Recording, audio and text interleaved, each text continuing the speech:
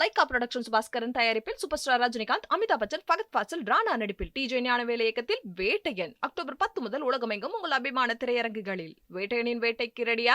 மதிவான கேள்வியை முன்னாடியே முன் வச்சுட்டேன். அதாவது இந்த 2 மாநில தேர்தல் முடிவு என்பது நிச்சயமாக மோடிக்கான மக்கள் விரோத ஆட்சிக்கான மதிப்பீடாக தான் நம்ம இதை பார்க்கணும். என்னை பொறுத்த வரைக்கும் நிச்சயமாக 2 மாநிலத்திலையும் மெஜாரிட்டியாக இந்தியா கூட்டணி தான் ஆட்சி அமைக்கும். அதில் எந்த விதமான சந்தேகமும் இருக்காது. ஏன்னா அதுக்கு ஒரு சில காரணங்கள் இருக்குல்ல. நீங்கள் ஆர்டிகல் 370 திரும்ப பெற்று 2018 கலைச்சி 10 வருஷம் கழிச்சு ஒரு தேர்தல் நடத்துகிறீங்க. உச்சநீதிமன்றத்தோடைய தீர்ப்பின் அடிப்படையில் உச்சநீதிமன்றம் தான் சொல்லுது செப்டம்பருக்குள்ளே நீங்கள் தேர்தல் நடத்தணும்னு சொல்லி, அதனால் நடத்தப்பட்ட தேர்தல் இது.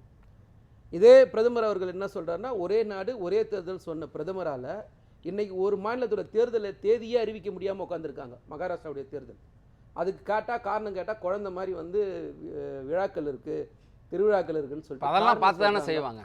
அது நடைமுறை தான், வழக்கமான நடைமுறை தான். வெளிப்படையாக சொன்னால் அந்த மாதிரிலாம் இல்லையே. இன்றைக்கி காஷ்மீரில் நடத்துறதுக்கு உங்களுக்கு 3 கட்டம் தேவைப்படுது. ஹரியானா தேர்தலெலாம் வெளியில் சொல்ல முடியாத அளவுக்கு இருக்குது. 10 வருஷம் ஆட்சி.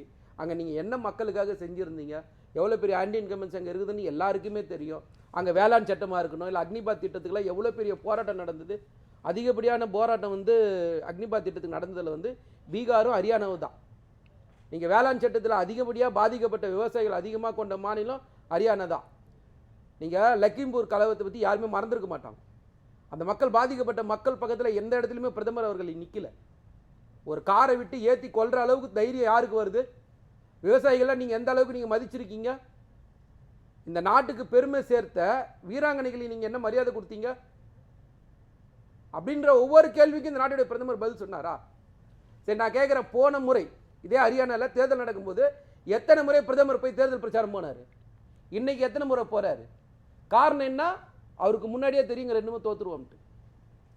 ஆர்டிகல் 370 கொடுக்கும்போது என்ன வாக்குறுதியின் அடிப்படையில் கொடுக்கப்பட்டது, அதை திரும்ப பெறும்போது எந்த வாக்குறுதியின் அடிப்படையில் திரும்ப பெற்றீங்க? இந்த பல்வேறு சமஸ்தானங்களாக ஒன்றிணைக்கப்பட்ட ஒன்றியம் தான் இந்த நாடு. எல்லா ஒன்றிய மாகாணங்கள் இந்த மாகாணங்கள்லாம் நீங்கள் ஒன்றிணைச்சு இன்னைக்கு இந்த ஒரு நாட்டை உருவாக்கி வச்சுட்டு இன்னைக்கு எல்லாத்தையும் மொழி, பண்பாடு, கலாச்சாரம் எல்லாத்தையும் அழிச்சு ஒரே நாடு, ஒரே மதம், ஒரே மொழி, ஒரே இனம், ஒரே சாப்பாடுன்ற மாத்துறது தானே மோடியோட வேலையாக இருக்குது. அப்போ எப்படி ஒவ்வொரு மாநிலத்துக்கான தேர்தல் தோல்வின்றது, மோடியோட பிம்பன்றது உடைஞ்சு ரொம்ப நாள் ஆச்சு. அதை யாரும் மறக்கக்கூடாது. இதே ஹரியானாவில் கடந்த முறை நாடாளுமன்ற தேர்தலில் எத்தனை தொகுதியில் ஜெயிச்சிங்க? இந்த முறை எத்தனை தடவை தொகுதி ஜெயிச்சிங்க? கொஞ்சம் யோசிச்சு பாருங்க. அப்பயே அவர் அவுட்டாங்க. திரும்ப அவர் தேர்தல் போய் நிற்கிறாரே, அவர் ஜெயிப்பாருன்னா அவர் நம்புறாருன்னா அதை விட ஒரு நகைச்சுவை எதுவுமே இருக்க முடியாது என்னை பொறுத்த வரைக்கும். தேர்தல் அரசியலில் எண்ணிக்கை கூடும் குறையும், ஆட்சி மாறும் போவோம், அதுக்காக செல்வாக்கு குறையும் சொல்ல முடியாது. அடுத்த ஆட்சிக்கு வந்துடுவாங்க தானே. இல்லை தானே நடந்துகிட்டு இருக்கு. மோடின்றவர் நீங்கள் வெளிப்படையாக பார்த்தா தோல்வியை சந்திக்காம பதவியில் இல்லாமல் வந்த அரசியல்வாதி. திடீர்னு வராரு, திடீர்னு முதலமைச்சர் ஆவாரு, திடீர் தோல்வியை சந்திக்கலையே அவர். 3வது முறையாக பிரதமராகி தானே இருக்காரு. இல்லை, மைனாரிட்டி அரசு நாங்கள் எப்படி சொல்றதுன்னு தெரியல.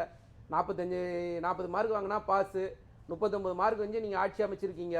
அது எப்படி அமைச்சிருக்கீங்கன்றது இந்த அரசியலமைப்பு சட்டத்துடைய மிகப்பெரிய ஒரு நகைச்சுவை. அதெல்லாம் நம்ம டீப்பாக பேசணும்னா இன்னொரு வேற ஒரு களத்துக்கு இது போயிடும். ஆனால் என்ன பொறுத்தவரைக்கும் இந்த 2 மாநில தேர்தல் காங்கிரஸ் கூட்டணியில் திமுக அங்கம் வகித்த காங்கிரஸ் கூட்டணியும் மைனாரிட்டி அரசு இருந்திருக்கு. திமுகவும் தமிழ்நாட்டில் பெரும்பான்மை இல்லாத ஒரு ஆட்சியை 5 ஆண்டு காலம் நிறைவு செய்திருக்கு. அப்படி அரசியலில் பெரும்பான்மை எம்எல்ஏக்கள்லாம் மாநிலங்களில் இல்லை எம்பிக்கள் ஆதரவோடு தான் ஆட்சி நடக்குது. அதில் என்ன இருக்குது? கூட்டணி ஆட்சின்னு ஒரு விஷயம் இருக்குல்ல. ஆனால் தேர்தலுக்கு முன்னாடி மோடி பேசுறது யாரையும் மறந்துருக்க மாட்டோம். தேசிய ஜனநாயக கூட்டணி தானே. மோடிக்கா கேரண்டின்னு தான் அவர் பேசினார். எங்கேயும் பிஜேபியோட ஆட்சி, என்டிஏவோட ஆட்சின்னு அவர் பேசவே இல்லை. எந்த இடத்துலையும் பேசலை. இன்னைக்கு வரைக்கும் நீங்கள் காஷ்மீரில் போயிட்டு என்ன பேசுகிறீங்க? பிளவுவாத அரசியல் தானே பேசுகிறீங்க. பெரும்பான்மை சிறுபான்மை தானே அரசியல் பண்ணுறீங்க. அப்போ எப்படி நீங்கள் ஜெயிக்க முடியும் நம்புறீங்க? ஸோ உங்களுடைய முழு தோல்வியை நீங்கள் ஏற்றுக்கிட்டு தான் ஆகணும். நீங்கள் ஏற்றுக்காம நீங்கள் காரணம் தேடின்னு இருக்கீங்க.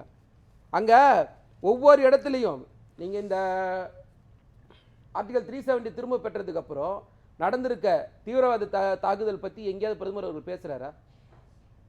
நாங்கள் ஆர்டிகல் 370 திரும்ப பெற்றுட்டா பாதுகாப்பாயிடும்னு சொன்னீங்களா இல்லையா? அமைதியான ஜம்மு காஷ்மீரை நாங்கள் பார்க்குறோம், கொடுத்துருக்கோம்னு சொல்கிறாங்களே. அதாவது இது வரைக்கும் 18 அப்பாவிகள் மட்டுமே கொலை பண்ணியிருக்காங்க. 27 தீவிரவாத தாக்குதல் அங்கே நடந்திருக்கு. இதுக்கெல்லாம் யார் பொறுப்பேற்றுக்கிறது? முன்னாடி நான் சொல்ற ஒரே தொடர்ந்து நடந்துட்டு தான் இல்ல, நான் இருக்கு. சொல்றது இப்ப வந்ததுக்கு அப்புறம் இந்த 10 ஆண்டுகள் மட்டும் தான் அதுதான் நடக்குது அது. ஆர்டிகல் 370 திரும்ப பெறறதுக்கு காரணம் சொன்னீங்கல்ல, பெற்றதுக்கு அப்புறம் அது நடந்துதான் நாங்க கேக்குறோம். ஒரு எளிய கேள்விதான். நீங்க என்ன சொல்லி செஞ்சீங்க, அது நடக்கல, அதுக்கு அப்ப நீங்க பொறுப்பேத்துக்குங்க. அப்ப நீங்க சொன்ன வார்த்தை பொய்யான வார்த்தை, பொய்யான வாக்குறுதி, அதை மட்டுமே நம்பி நீங்க தேர்தலை சந்திச்சிருக்கீங்க. நீங்க இந்த நாட்டுடைய வீராங்கனைகள் ரோட்ல நிற்கும் போது பிரிஜ்பூஷன் கைது பண்ணணும்னு சொல்லும் போது பிரிஜ்பூஷன் பையனுக்கு சீட்டு குத்திங்கல்ல, அதுக்கெல்லாம் யாராவது மறந்துருப்பாங்களா? அப்போ இந்த நாட்டுடைய வீராங்கனைகளை மதிக்க மாட்டீங்க, இந்த நாட்டுடைய இளைஞர்களை மதிக்க மாட்டீங்க, இந்த நாட்டுடைய விவசாயிகளை மதிக்க மாட்டீங்க. அங்க முழுக்க தோல்வி, எப்ப கேட்டாலும் மதம், சிறுபான்மை பெரும்பான்மை, இதை மட்டும்தான் பேசி பேசி அரசியலை சந்திச்சா எவ்வளவு நாளைக்கு நீங்க தேர்தல் சந்திக்க முடியும்? இப்படியே போச்சுன்னா மோடின்ற ஒரு பிம்பம் உடைஞ்சு ரொம்ப நாள் ஆகுது, முழுசா புறக்கணிக்கப்படுவார். நீங்க ஒரு விஷயம், ஒரு மாநில தேர்தல் ரொம்ப சாதாரண விஷயம் இல்லை. இந்த 3 மாநில தேர்தல் மட்டுமே பார்த்தீங்கன்னா மகாராஷ்டிரா, ஹரியானா, காஷ்மீர், இது 3 சேர்ந்தா 28 ராஜ்யசபா எம்பி வருது. ஏற்கனவே ராஜ்யசபா அவங்க நிலைமை என்ன, அதெல்லாம் யோசிக்கணும். நீங்க மக்களுக்காக ஆட்சி நடத்தணும். ராஜ்யசபாவில் அதிக இடங்கள் உள்ள தனி பெரும் கட்சியா வந்துட்டாங்க. கடந்த வாரத்துக்கு முன்னாடி வரைக்கும் பீப்பாய் விலை எவ்வளவு குறைச்சிருக்கணும் நீங்க? பெட்ரோல் விலை, டீசல் விலைய எங்கேயா ஒரு இடத்துல குறைச்சிங்களா? குறைக்கிறத பத்தி எங்கேயாவது பேசுனீங்களா? போன தீபாவளிக்கு என்ன சொன்னீங்க? 10 ரூபா குறைச்சிட்டு விழாக்களுக்காக நாங்க கொடுக்குறோம், மக்களுக்கு தீபாவளி பரிசு கொடுக்குறோம்னு சொல்லிட்டு தேர்தலை சந்திச்சீங்கல்ல, இப்ப ஏன் அதை கொடுக்கல? என்ன தடுக்குது? அப்ப நீங்க அதை பேசணும்ல. தேர்தல் பிரச்சாரத்தில் எங்கெங்க பிரதமர் பேசினாரா? இதுதான் எங்களுடைய கேள்வி. அப்போ மக்களுக்காக நீங்க ஆட்சி செய்யாம உங்களுடைய ஆர்எஸ்எஸ் அஜெண்டாவை நடைமுறைப்படுத்த தான் நீங்க அரசியல் நடத்துறீங்க. இதே மாதிரி நடத்திட்டு இருந்தீங்கன்னா 2029 மிகவும் பின்தங்கிய இடத்துல, அதாவது மோடியே தோத்தாலும் ஆச்சரியப்படுறதுக்கு இல்லை.